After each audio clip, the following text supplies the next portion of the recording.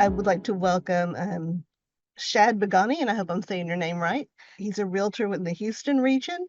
He has hosted Real Estate Corner talk show on WWWJ 1360 since 1990 and holds a degree in real estate from the University of North Texas. He was named Realtor of the Year by the Houston Association of Realtors in 2004, and he is the 2024 National Association of Realtors Fair Housing Champion. Presenting fair housing at every turn, past and present, please help me welcome Mr. Shad Begani. Thank you, Andrea, and thank you to Houston Area Galveston Council for inviting me to do this show. You're probably going to hear some repetitive things that Jeffrey talked about, but what I wanted to do is spend my time about past and present with fair housing at every turn. The reason I think past and present is important is because you can't fix the problem unless you know where it came from in the past. And there are a lot of people out there who believe that we don't have a problem at all. Next slide. That's my information if you want to get in touch with me. I've been a realtor over 40-something years now, and I've been a realtor full time. I work heavily with every price point, but I make my living selling houses. Next slide. This kind of gives you some of my background. One of the things I'm very proud to say, I did sit on the Department of Housing, Texas Department of Housing and Community Affairs for 7 years under Governor Perry. Got a real good dose of what's happening with housing across the state. And next slide.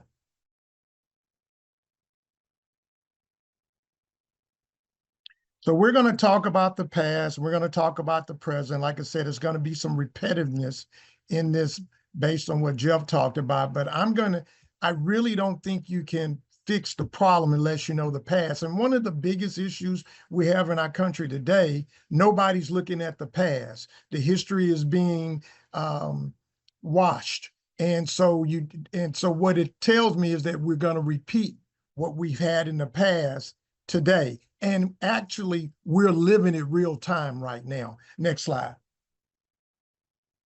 The objectives, Fair Housing Act, summarizing the Fair Housing Act and protected classes, prohibitions and exemptions, and describing the real estate practices, the risk of discrimination. And a lot of times, and I've shared this I teach over at Champion School of Real Estate part-time, and the students say, you spent more on fair housing than the other instructors. And it's because I've experienced it. It's important. It is key to it. Next slide.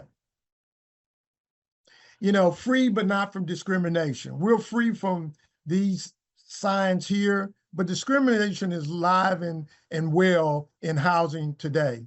And I'm going to give you some examples of that.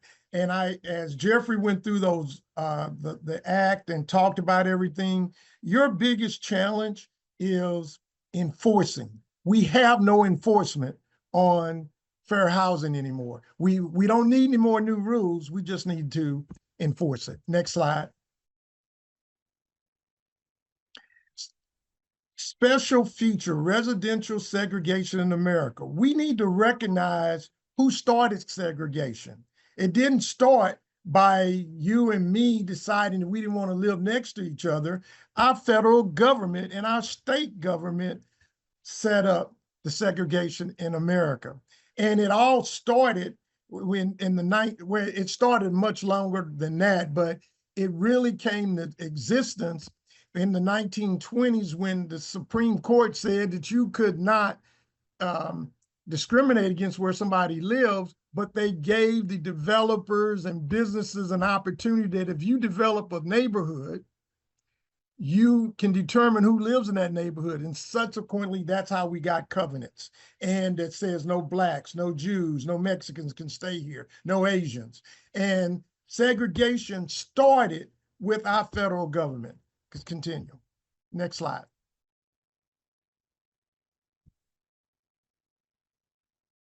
Okay, all right.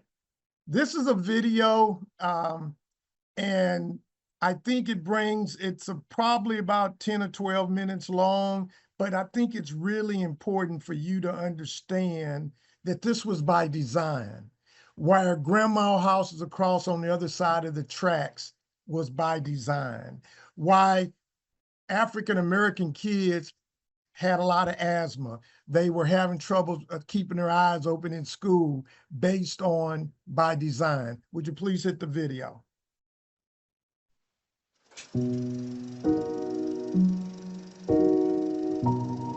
In the middle of the 20th century, the city of St. Louis, Missouri, and the United States federal government condemned and demolished the neighborhoods in downtown St. Louis where African Americans lived, displacing thousands.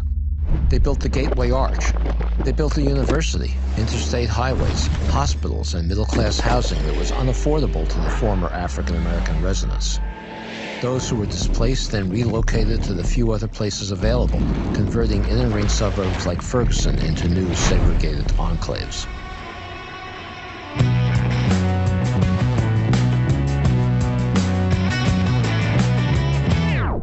We have been led to believe that racial segregation in housing was de facto segregation, by accident or the result of private prejudices. Yes, private prejudice clearly contributed to segregation, but by itself it could not have segregated the country without the intention of the federal government to segregate neighborhoods throughout the nation. If, however, we understand the accurate history, the history that was once well known but we've all now forgotten, that racially segregated patterns in every metropolitan area like St. Louis were created by de jure segregation, racially explicit policy on the part of federal, state, and local governments designed to segregate metropolitan areas, then we can understand that we have an unconstitutional residential landscape. And if it's unconstitutional, then we have an obligation to remedy it. The federal government in the New Deal of the Roosevelt administration of the 1930s pursued policies in the mid-20th century that segregated metropolitan areas. One important policy was the first civilian public housing program, which frequently demolished integrated neighborhoods in order to create segregated public housing. In the late 1930s, another New Deal program, the United States Housing Authority, was adopted. The very first projects built under the United States Housing Authority authorization were in Austin, Texas, because the most aggressive proponent of public housing at that time was the congressman from Austin, Lyndon Baines Johnson. And Johnson got the United States Housing Authority to put its first projects in Austin, separate projects for whites, for African Americans, and a project for Hispanics. The project for African Americans was placed in a location that the city plan of Austin had designated as a ghetto for African Americans. The United States Housing Authority and the local Austin Housing Authority demolished something called Emancipation Park, which was a celebrations location for the abolition of slavery. The design was to move all African Americans in the city of Austin into this community, whether in public housing or in private housing. The city of Austin then began to close schools for African Americans elsewhere in the city and close libraries and other public facilities to force African Americans to move to the east side. Another program that the federal government pursued to enforce segregation was the work of the Federal Housing Administration, the FHA, which subsidized the development of suburbs like Levittown, New York, on condition that they only be sold to white families and that the homes in those suburbs had deeds that prohibited resale to African Americans. The Federal Housing Administration's underwriting manual said that inharmonious racial groups should not be permitted to live in the same communities, meaning that loans to African Americans could not be insured. Government at all levels throughout the nation were involved in promoting and enforcing the restrictive deeds in homes and places like Levittown, and judges enforced the view that these deeds did not violate the Constitution because they were private agreements. Although white middle-class families that moved into suburbs like Levittown could buy property with no down payments if they were veterans and low-interest mortgages, middle-class African Americans had to make substantial down payments and get uninsured mortgages with higher interest rates. In many, if not most cases, African Americans could not get mortgages at all because the federal government would not insure them. As a result, they bought their homes on contract, like an installment plan where they accumulated no equity and could be evicted from their homes in the event of a single missed payment. Thus, contract buyers do not have the option of leaving a declining neighborhood before their properties were paid for in full. If they did, they would lose everything they'd invested in that property to date. The term redlining comes from the federal government's creation of maps of urban areas nationwide. And those maps were color-coded to indicate where it was safe to insure mortgages. Anywhere African Americans lived, even places where African Americans lived nearby, were colored red to indicate to appraisers that these neighborhoods were too risky for the FHA to insure. The FHA's justification was that if African Americans bought homes in white neighborhoods, or even if they bought homes near those neighborhoods, the property values of the homes they were insuring, the white homes they were insuring, would decline, and therefore their loans would be at risk. In 1940, for example, a Detroit builder was denied FHA insurance for a project that was near an African American neighborhood. He then constructed a half-mile concrete wall, 6 feet high and a foot thick, separating the two neighborhoods, and then the FHA approved the loan. In the 3 decades during which it administered this policy, however, the agency never provided or obtained evidence to support its claim that integration undermined property values. In fact, often racial integration caused property values to increase because African Americans' housing supply was so restricted and they had so many fewer choices. If African Americans had access to housing throughout metropolitan areas, supply and demand balances would have kept their rents and home prices at reasonable levels. Without access, landlords and sellers were free to take advantage of the greater demand relative to supply for African American housing. A 1946 National Magazine article described a Chicago building where the landlord had divided a 540 square foot storefront into 6 cubicles, each housing a family. He had similarly subdivided the second story. Total monthly rent was as great as that generated by a luxury apartment on Chicago's Gold Coast along Lake Michigan. Such exploitation was possible only because public policy denied African Americans opportunities to participate in the city's white housing market. As the federal government concentrated low-income African Americans in single neighborhoods, the homes became overcrowded. Families had to subdivide their homes to make their mortgage payments or their property tax payments. Cities frequently withdrew public services from African American neighborhoods. They collected garbage less frequently. They didn't provide water and sewer services. Polluting industry and toxic waste plants were placed in African American communities in order to protect white neighborhoods from deterioration. The result was that African American neighborhoods frequently turned into slums. White homeowners looked at these places and assumed that slum conditions were characteristics of African Americans, not of government policy that forced this kind of overcrowding. White homeowners then became resistant to African Americans moving into their neighborhoods because they thought they would bring slum conditions with them. Of course, the slums were not created by the people. They were created by the forced concentration, the overcrowding in these neighborhoods. Blockbusting was a scheme in which speculators bought properties in borderline black-white areas, rented or sold them to African American families at above-market prices, persuaded white families residing in these areas that their neighborhoods were turning into African American slums and that values would soon fall precipitously, and then purchased the panicked white homes for less than their worth. Blockbusters' tactics included hiring African American women to push carriages with their babies through white neighborhoods, hiring African American men to drive cars with radios blasting through white neighborhoods, or making random telephone calls to residents of white neighborhoods and asking to speak to someone with a stereotypically African American name, like Johnny May. State licensing agencies that regulated real estate agents could have easily stopped this practice. All they had to do was to lift the license of 1 or 2 real estate agents who engaged in these practices, and the practices would have ended. While many de jure segregation policies aimed to keep African Americans far from white residential areas, public officials also shifted African American populations away from downtown business districts so that white commuters, shoppers, and business elites would not be exposed to black people. This was accomplished with slum clearance. One slum clearance tool was the construction of the federal interstate highway system.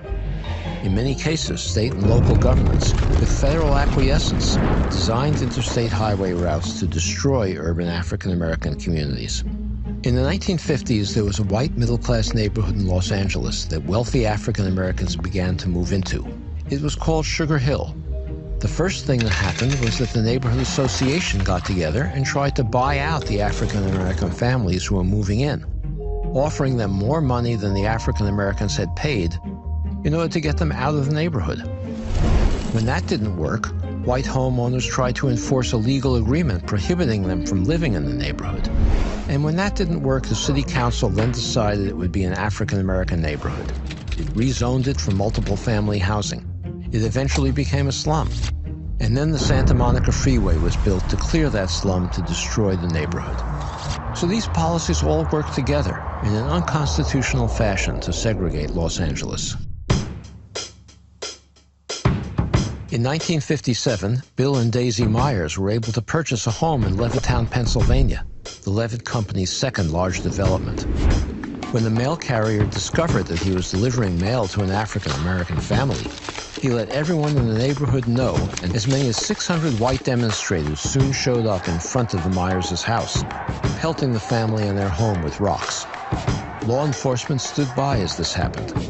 For 2 months, rocks were thrown, crosses were burned, the Ku Klux Klan symbol was painted on the wall next door. Some policemen stood with the mob, joking and encouraging its participants.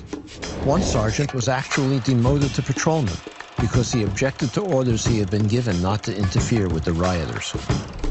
In 1951, World War II veteran Harvey Clark, his wife Janetta, and 2 small children rented an apartment in all-white Cicero, a suburb of Chicago. When the Clarks refused to leave, a mob of 4,000 rioted, raiding the apartment, destroying the fixtures, and throwing the family's belongings out the window onto the lawn where they were set ablaze. Time magazine reported that the police officers present, quote, acted like ushers politely handling the overflow at a football stadium, unquote. The only people that the grand jury indicted were Harvey Clark, his real estate agent, his NAACP attorney, and the white landlady who rented the apartment to him, as well as her attorney, on charges of inciting a riot and conspiring to lower property values. Stories like this were commonplace, and state-sponsored violence was a means, along with many others, by which all levels of government maintained segregation. Today, African-American incomes are about 60% of white incomes. But African-American wealth is about 10% of white wealth. Most middle-class families in this country gain their wealth from the equity they have in their homes. So this enormous difference between a 60% income ratio and a 10% wealth ratio is almost entirely attributable to federal housing policy implemented through the 20th century. African-American families that were prohibited from buying homes in the suburbs in the 1940s and 50s, and even into the 60s by the Federal Housing Administration, gained none of the equity appreciation that whites gained. Across the country in new developments, these homes in the late 1940s and 1950s sold for about twice national median income. They were affordable to working-class families with an FHA or VA mortgage. African Americans were equally able to afford those homes as whites, but were prohibited from buying them. Today, those homes sell for $300,000 to $400,000 at the minimum, 6 to 8 times national median income. The white families sent their children to college with the wealth they gained from appreciating home equity. They were able to take care of their parents in old age and not depend on their children. They were able to bequeath wealth to their children. None of those advantages accrued to African Americans, who for the most part were prohibited from buying homes in those suburbs. So in 1968, we passed the Fair Housing Act that said, in effect, okay, African Americans, you're now free to buy homes in the suburbs that had been forbidden. But it's an empty promise, because those homes are no longer affordable to the families whose parents or grandparents could have afforded them when whites were buying into those suburbs and gaining the equity and wealth that followed from their purchases. Consider children who come from families where they're economically stressed, or in poor health because they have no access to good health care, or because they live in polluted environments. When they do come to school, for example, they may suffer from asthma because of that pollution and are drowsy from being awake at night, wheezing. They cannot then typically achieve at levels of children who come to school well rested. When you concentrate children like that in single classrooms, it's impossible for teachers to develop the kind of outcomes that they can in middle-class children who come to school healthy, unstressed, and able to pay attention to schooling. What economists know is that African American children from low-income families who grow up in segregated neighborhoods are less likely as adults to move into the middle class than are African American children whose families have the same low incomes but who live in integrated neighborhoods. So segregation itself impedes intergenerational mobility and perpetuates, rigidifies the inequality that we experience. Another thing that social psychologists have discovered is that decision-making is hampered when you don't have diverse decision-making groups. These psychologists have done experiments where they put people together to solve problems in both diverse groups and in segregated groups. And the diverse groups are much better able to solve problems because they challenge assumptions much more than the segregated groups do. So segregation impedes our political and economic success. We have 3 provisions in the federal Constitution that prohibit the kinds of actions that federal, state, and local governments pursued to create residential segregation. One is the Fifth Amendment, which requires the federal government to treat all citizens fairly.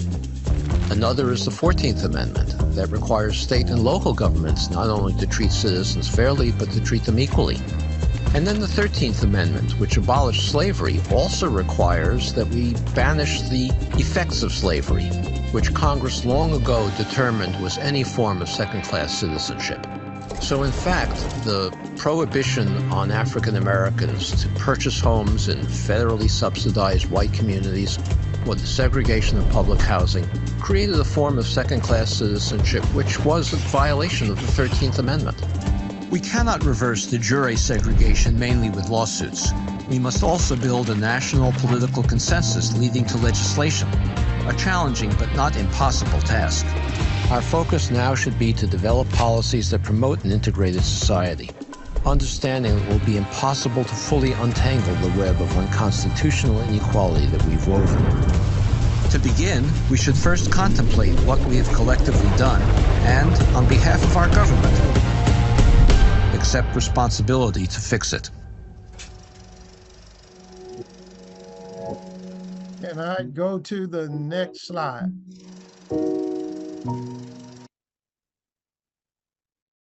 This is why knowing the past history of fair housing is important, because it tells you why things are the way they are. The book that Richard Rothstein wrote, and I've interviewed him on my radio show, is called The Color of Law.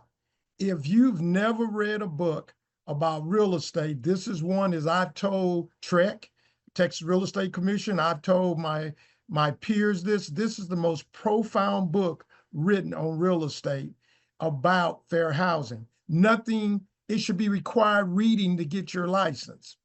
And what I like about what Richard did is that he pointed out at the back of the book every fact that he gave you. Every statement that he gave you that you thought, oh, that couldn't be true, he showed you where you can go find it. It is just an incredible book. It's called The Color of Law, and it's just really, really important to understand just the brief history of it. Let's go to the next slide. This next slide talks about Civil Rights and Fair Housing Act, and this video is 1968. One of the things that LBJ, President Lyndon Baines Johnson, probably is the father of getting civil rights and fair housing legislation through more than any other president, including the voting rights, all of this. He had a hand in this. And now you're seeing it all peel back. That's what I'm saying. If you don't know the history, you will accept what's going on because you don't believe it because you've never experienced it. So let's hit the video on Civil Rights and Fair Housing Act.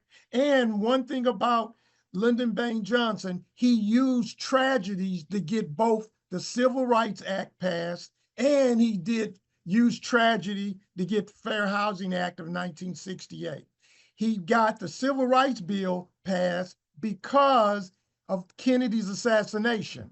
And we'll roll into Civil Rights and Fair Housing Act of 1968.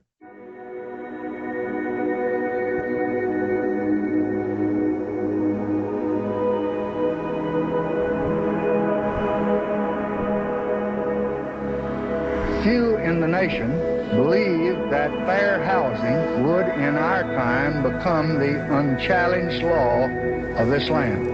And indeed, this bill has had a long and stormy trip.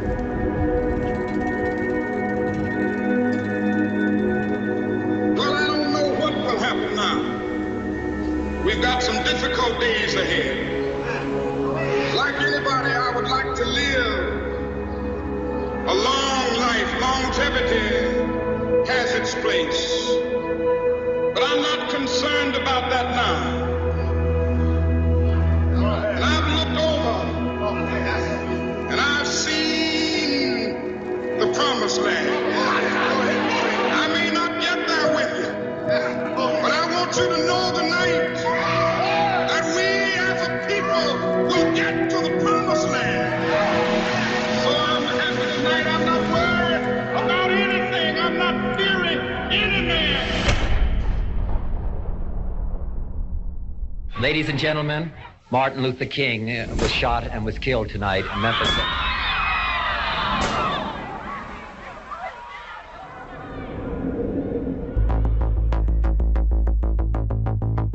The death of the prophet of nonviolence set off the worst outbreak of arson, looting, and criminal activity in the nation's history.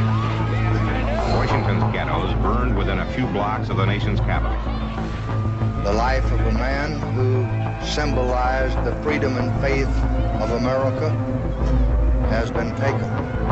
And no words of mine can fill the void of the eloquent voice that has been stilled. But this I do believe deeply. The dream of Dr. Martin Luther King Jr. has not died with him. President Johnson was willing to speak up and say, we have to pass a fair housing bill. Hello, Mr. President? Yes, Dick. We're in trouble. We need some help. Yes? I'm afraid of that. Federal troops, for the first time since the Civil War, took up positions to guard government buildings. Nothing's probably touchier than your own neighborhood and your own home or your own apartment. The administration, which supported the bill, said this has no chance. The other stuff is okay, but this will kill any politician that touches it. Well, I just could not live beside them. I don't feel that they should be oppressed. But I moved here because it was a white community. I have 2 daughters and 2 sons. And if there's too many colored people around here, I definitely will get out. I think that, well, the property values will immediately go down if they're allowed to move in here in any number.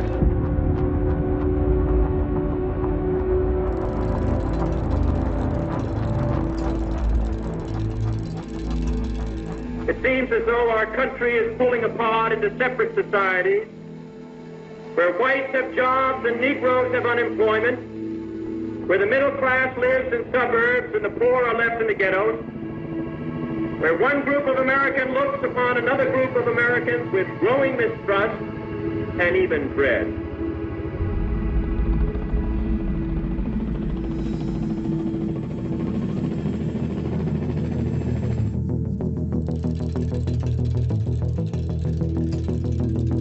Then the bill went over into the House Rules Committee, and under the chairmanship of the famous Judge Smith, right-wing segregationist from Virginia, he wouldn't hold hearings on it. He would take the bill home so nobody could act on it, and we were running out of time. Thousands flowed through the rainy streets of Memphis this day, finishing a march that Dr. King planned to lead in support of striking garbage workers. How many men must die before we can really have a free and true and peaceful society?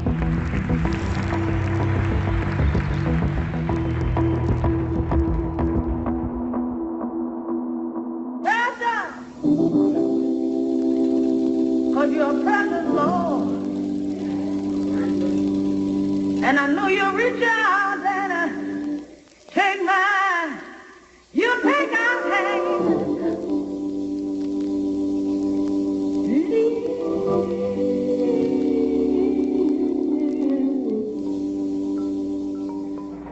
The death of Martin Luther King is a tragic thing, but no legislation should be passed as a memorial to anyone. In spite of the riots, I am going to support this legislation with all the vigor that I possess. The laws that we pass up here are for all time. The Martin Luther Kings come and go. The public reaction to this horror gave the sensible members of the committee a compelling argument that the House Rules Committee had to report that bill out. And I think that's how we got our bill. They just didn't dare bottle it up any longer. And I have a dream that one day Negroes will be able to buy a house anywhere that their money will carry them. At long last this afternoon, fair housing for all is now a part of the American way of life. Democracy's work is being done, and the bell of freedom rings out a little louder. We have come some of the way, not near all of it. Fight still goes on because we unfortunately have the laws, but we don't have the enforcement. That we have changed, but we still have the same kinds of discrimination. The U.S. Commission on Civil Rights said today that efforts by federal agencies to end housing discrimination have been generally superficial or incomplete. President Carter has ordered federal agencies to use all means possible to strengthen fair housing programs. For the first time, people with disabilities and families with children will be protected from housing discrimination. President Reagan signed legislation today designed to toughen up the nation's fair housing laws. Why did you take part in this demonstration today? Just because there was a huge crowd, or did you have any personal reason? Well, I took part in this march today because of Martin Luther King and what he stood for, because this march is what he died for. You know what he stood for? Yes. He stood for nonviolence and peace for all men of all kinds. And I think if he died for it, I could carry out what he started.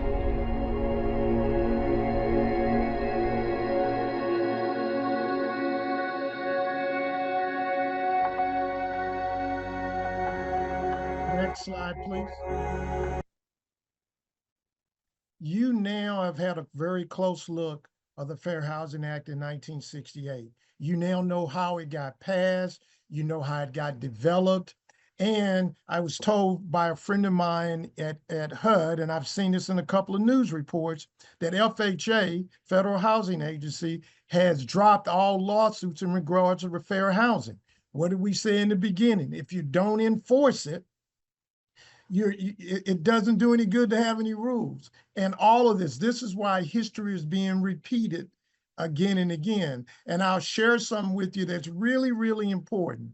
The majority of white people have voted Republican since 1964. Only when Carter was elected that it was almost even.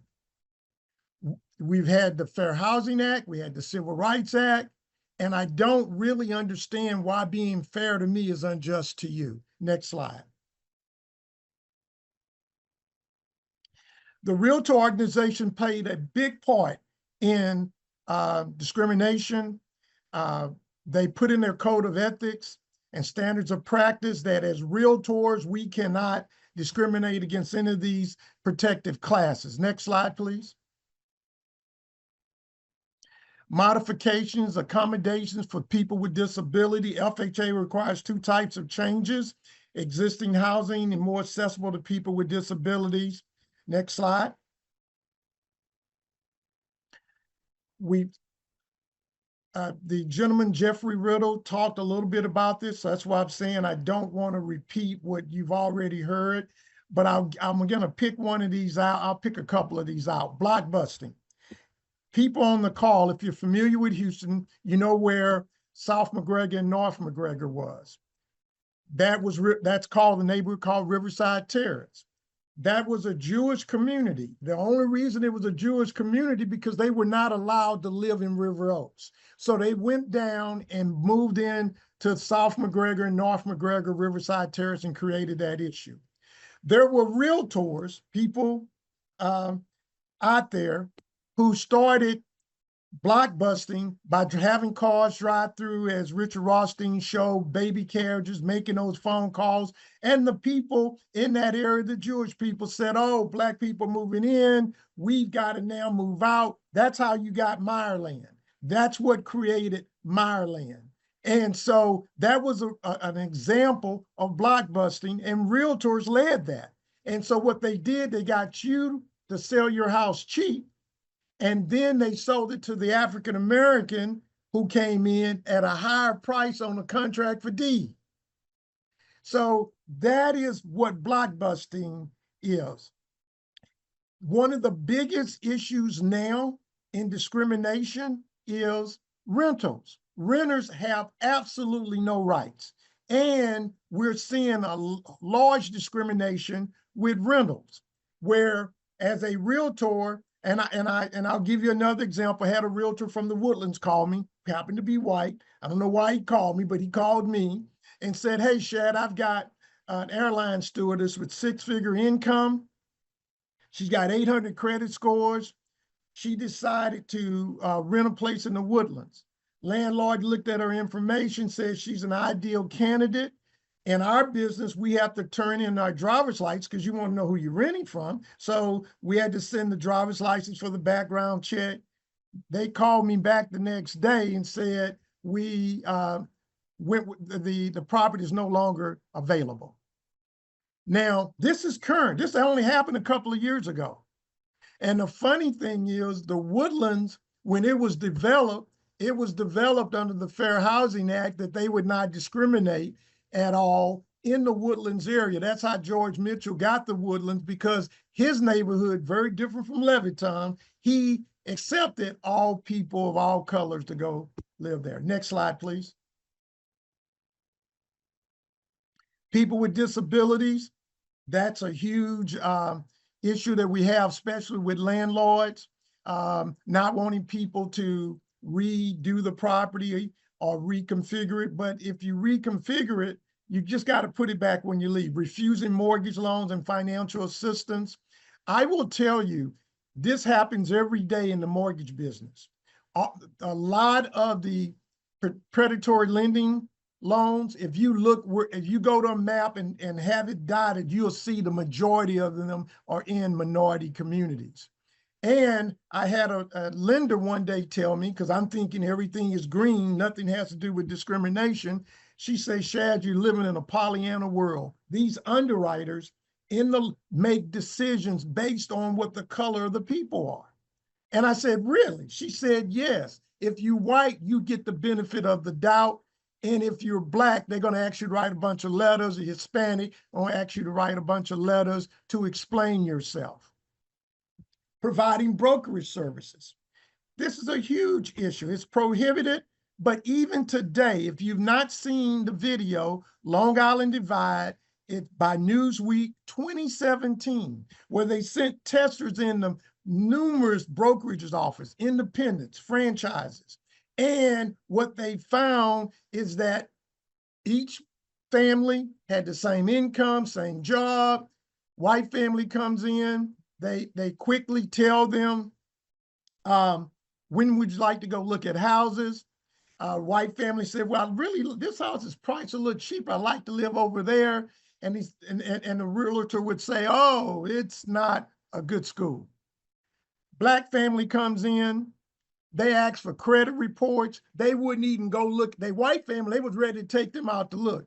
Black family, they wouldn't take them out until they saw their credit report. Same income, same everything. And the Black family asked about the same school. And they said, oh, you'll love this school over here.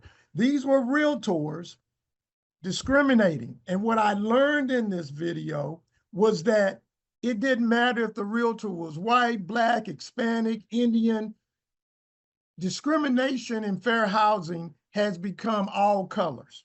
It doesn't really matter. You can't say this is a white thing. It's really not. It's an everybody thing in fair housing based on implicit bias. And so it continues. Next slide. These are the exemptions of fair housing. Next slide. Additional laws that impact real estate transactions. Here it is again, state and local laws. I'm not a part of the state government. I'm not a part of any local government. I can share with you, I see discrimination in the state government and the local laws every day. Every day. I'll give you an example here in the city of Houston. There was a housing project, tax credit deal, that the city of Houston owned the land on the corner of Fountain View and Westheimer. They own the land. So NIMBYism couldn't come into play, not in my backyard. None of that could stop this housing project. The mayor at the time, Mayor Turner, I think was the mayor, and he decided that it was not a good place for this housing project to be there. So you know what's at that corner now? A furniture store. This was an opportunity to put in where people worked at their jobs locally, they could work and live, their kids could go to good schools. To me, it is one of the most injustice of fair housing in this city over the last 10, 20 years, and I've been doing this for 40 years. I've never, ever seen anything so wrong. And I had an opportunity to talk to the mayor about it, and he told me, Shad, you know, the cost of the per square foot, whatever you do a tax credit deal, guys, it's always more expensive than a regular apartment deal because of the tax credits. And subsequently, you have an issue there. And I had somebody who went to one of the public hearings. Well, I won't say public, it was a private hearing. Another realtor, didn't look like me, called me one day from the meeting and said, Shad, this project at Westheimer and Fountain View is all because they don't want black kids going to school with their kids. I'm in the room with them, I'm hearing the thing. And this is what the whole discussion is about. So we've had local laws and state stuff that's going on. Look at where Houston got the most flooding. And when we got flood money to come here and help fix it, they gave no money to Harris County. No money. So state and local laws are issues. The other issue that you've got there is vouchers. What schools are going to hurt the most are the urban schools and rural communities. So all these things affect your real estate transaction. And I will share with you, these vouchers are going to make your property values go down, because what drives property values are schools. Next slide. Practice is this discrimination. All of these are here. Mr. Riddle went through quite a few of these. I just don't want to continue to repeat what he did, but I'll pick out number 11, discriminating of appraisal of a property. This has been a big deal. And it's common practice in the real estate industry. We tell black families, you need to take all your pictures off the wall, and because we don't want anybody not wanting to buy your property because somebody black lived here. Well, I'm from a different hue. I tell my clients, leave the pictures up. It's about location, and price. And so, but I want to share with you an instance that I had many years ago in the Riverside Terrace area. I was selling a property on Parkwood to a doctor who was moving in from California. He had it appraised. One of the local banks was doing the loan. He had it appraised. The appraisal came back half the value. I called the bank immediately and said, hey, we got a problem here. The bank, and I told the bank I had a conversation with the appraiser. He told me that, Shad, you got to understand, if this black doctor was going to live in a neighborhood, he probably would live over in Fondren Southwest, off of Braeswood. He picked minority high-end middle-class neighborhoods, and he went and got comps. He skipped West U, he skipped the Braeswood area, he skipped all these neighborhoods that he could have used for comps. After talking to, and I explained it to the banker, and the banker agreed with me and had it reappraised, and the property sold for the value it was supposed to be there. We have issues, and this was an example. And I've had meetings where I've sat in with appraisers to explain my thing about discriminating in appraisals.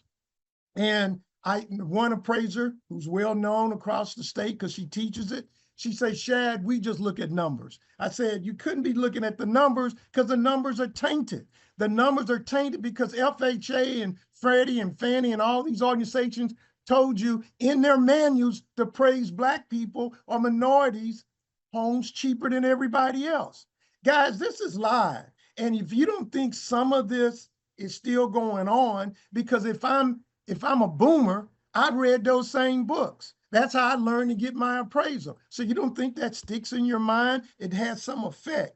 We're still dealing with discrimination here in fair housing. It is still live and well here. Next slide.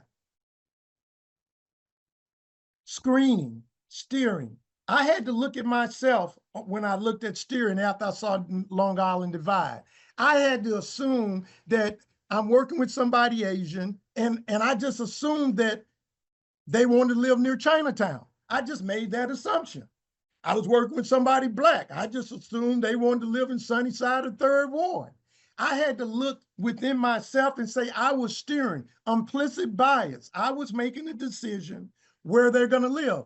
Hey, I'm from Venezuela. I assumed that they wanted to live in Katy because it's a large Venezuelan population. That is what's called steering. It's implicit bias. I just spoke up in Odessa, Midland a couple of weeks ago. They had me up there to talk about this subject, different PowerPoint because I was talking to realtors, but the realtor came up to me and said, man, I've been steering all my damn life. And I see what I'm doing because you just pointed it out to me. And so it's implicit bias, and it doesn't have a color on it. It's just implicit bias. Advertising. You can't say this is for family only. You can't do things like that. I'm looking for a nice family. You just can't use those sort of words when you're doing advertising as a realtor. Lending discrimination is live. It is live. And I will tell you, predatory lending was all concentrated in our neighborhoods. Next slide, please. Reporting acts of discrimination. I think reporting acts of discrimination, Texas Workforce, Mr. Riley told you where you could do that. You could also report it to HUD here locally if they keep the office open. But I'm going to tell you where I think reporting acts of discrimination starts. You're having Thanksgiving dinner. You're having Christmas dinner. Oh, Uncle Joe says, you know, those people are just something else. Everybody laughs around the table. Where it starts is when you point out to Uncle Joe, that's just not true and it's not right, Uncle Joe. We tend to let people say things of family, around family gatherings. We all laugh, he's just old, but we've got to stop it. We've got to point it out when we see it. And I will share an example myself. My mother, one day we went to a restaurant. She says, well, I don't want to sit at this table. I said, well, why? Well, I think the waitress is gay. I said, what? I think he's gay, and you know, he got HIV and all this other stuff. I don't want to eat at this table. I had to point out to mother how wrong that was. And it was not right. And we ate at that table that day. So you've got to point, you've got to be willing to step out when you see things. Somebody sends something through in your mailing, your email, something that funny, something that they may put in your Facebook or Instagram page. You got to point out to them, you shouldn't be doing this. This is not right. That's when it starts. And then you can start reporting to these other organizations. But you've got to start. With realtors, it's a violation. Just recently, there was an African-American couple buying out in Katy a condo. The condo development was done by Chinese. The realtor was Chinese. She told the Black couple that I don't think you're going to be comfortable over here. This is a Chinese development. That's against our violations of Article 10. I think she lost her license behind that, but it was all over the news. I don't know if some of you guys didn't see that or saw that. The other issue, and I'll give our state government credit here, in Denton, Texas, there were discrimination by the Homeowners Association. They said that they didn't want anybody with a Section 8 voucher living in their subdivision. Not that the yard wasn't being cut, the house wasn't being kept up. They didn't want Section 8 vouchers in their neighborhood, and they passed an HOA law saying they did. Well, the last legislature, they passed a law that said you could not do that with the HOAs. So this discrimination, guys, is live. And so we who all on this call and this webinar today should be concerned, because they're peeling back the times now. They're slowly doing this, slowly doing this, slowly doing this. And it's still a huge, huge issue. Next slide. Agencies that you can contact. Now, HUD has been told to drop all discrimination lawsuits, but I still report it, because there are some people there that realize that there is a problem. Next slide, please. Defend fair housing rights. On my radio show, The Real Estate Corner, we've done this show for 35 years, the longest running show on real estate in the country. And because I make my living selling houses and nobody has control, I can tell you the real deal. I can peel back the onion. I can go behind the Wizard of Oz and tell you what's going on. File your complaint and report any incident of discrimination. And like I said, today's world, it doesn't have any color anymore. You have Blacks, Hispanics, whites, Asians, everybody discriminating against each other. And it's crazy. But it was all started with our local government. All right, next slide, please.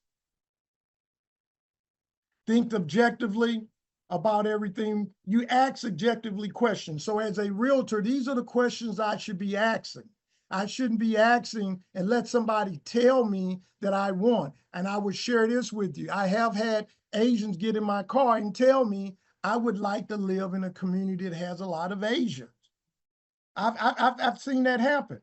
And so you have to think objectively and ask objectively questions. Next slide, please.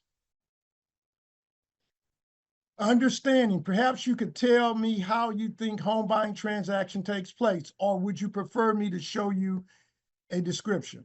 These are things that you got to ask when you're talking with clients. I've had clients that I went out to look at their house and they told me they didn't want any Black people living here. They didn't use that word. They didn't want any Hispanics living here. They didn't use that word. And they didn't want any Chinese people living here. They didn't use that word. And I had to look at myself and say, do you know who I am? I refused to take that listing. And I told her it's about discrimination. Guys, I've even went out to show property and people have refused to let me in the house, told me they knew I was coming to show their property, but they didn't know it was me. It was the most embarrassing thing. And I immediately reported it to the broker, who I just happened to know. When you do this for 40 years, you kind of know everybody, or they know you. And he immediately canceled that listing. Next slide. Fair housing declaration. These are the things that are out there that we agreed to do. And I will tell you now, to join the Houston Association of Realtor or Realtor organization, you have to take 2 hours of fair housing every 2 years. Now they're requiring fair housing to get your license, a class to do that. So realtors are making sense, because we were in the group. We were one of those people throwing bricks and rocks because we were part of it. And the realtors, after the fair housing 2017 Long Island Divide came out, the Realtor organization actually apologized to minorities, saying, we participated in this. We participated in this. Next slide, please. Let's see, any questions? I'm here to take them. I will tell you that the key in housing is the key for diversity. It's the key for inclusion, and it is the key to equity. And when you put it in the door of opportunity, you are able to really battle fair housing. Thank you so much. Thank you, Shad.